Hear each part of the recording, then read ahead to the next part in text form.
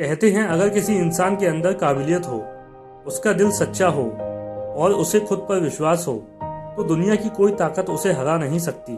और इसी बात को पूरी दुनिया को मनवाया रॉबर्ट डाउनी जूनियर ने, जिन्हें आप शायद आयरन मैन या फिर टोनी स्टार्क के नाम से जानते हैं।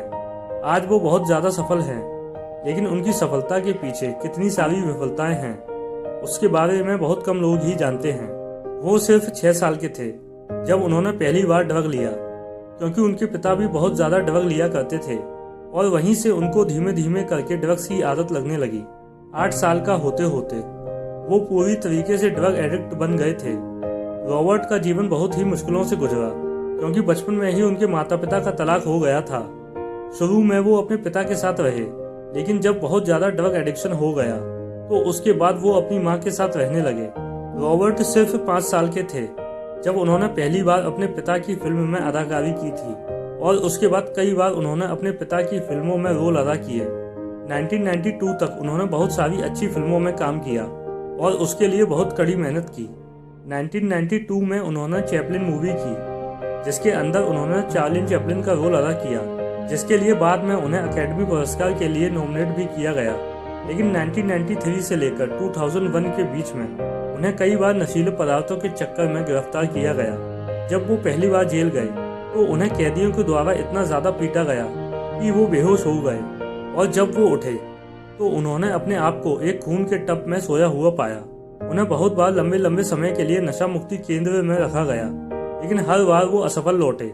एक बार उन्होंने जज के सामने कहा था कि ये इस तरह है जैसे मानो मैंने अपने मुंह के अंदर बंदूक की नली घुसा रखी है और इसका ट्रिगर मेरे ही हाथों में है, बस इसीलिए क्योंकि मुझे गन मेटल का स्वाद अच्छा लगता है। उन्होंने अपनी मजबूरी समझाते हुए कहा कि ये आदत उन्हें 8 साल की उम्र से है, क्योंकि उनके पिता भी नशा किया करते थे। 1996 में उन्हें हेरोइन, कोकेन और बंदूक के साथ गिरफ्तार किया गया था। 1 महीने बाद उन्हें पैरोल मिली, लेकिन उसके बाद भी उन्होंने नशा करना नहीं छोड़ा और एक बार वो पड़ोसी के घर में सोए हुए मिले। इन सबके चलते उन्हें 3 साल तक इस लत को छुड़वाने और आवश्यक ड्रग टेस्टिंग की सजा सुनाई गई।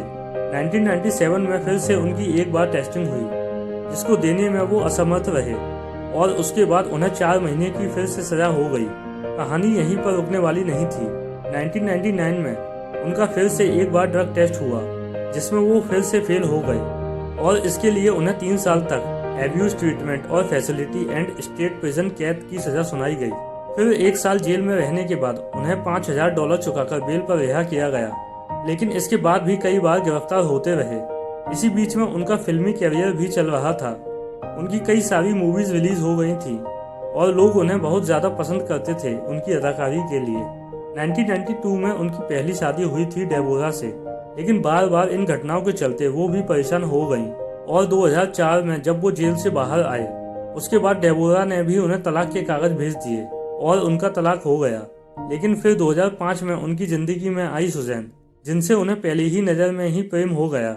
लेकिन उसके बाद सुजैन ने कहा कि अगर तुम मेरे साथ रहना चाहते हो तो एक शर्त होगी, और वो शर्त ये होगी कि या तो तुम मेरे साथ रह सकते हो या फिर ड्रग्स ले सकते हो।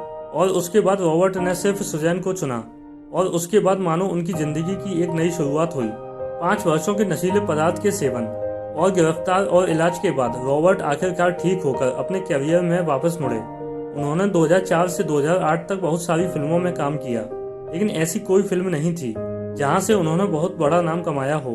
लेकिन उसके बाद 2008 में आई एक ऐसी मूवी जिसने सभी के दिलों पर राज किया, और वो मूवी इतनी ज़्यादा सक्सेसफुल बनी कि उसके बाद आप सभी रॉबर्ट को आज आयरन मैन या टोनी स्टार्क के नाम से जानते हैं।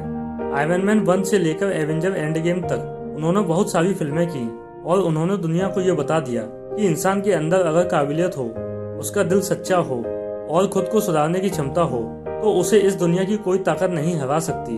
हम सभी के जीवन में भी ऐसी कई बार मुसीबतें आती हैं जिससे हम हार कर बैठ जाते हैं, रोने लगते हैं, परेशान होने लगते हैं। कई बार जीवन में गलती हमारी होती है, कई बार दूसरों की होती है, लेकिन ये जीवन सिर्फ और सिर्फ हमारा है। किसने हमारे साथ क्या किया, या इस बात को कहने से हमारा जीवन नहीं बदल जाएगा।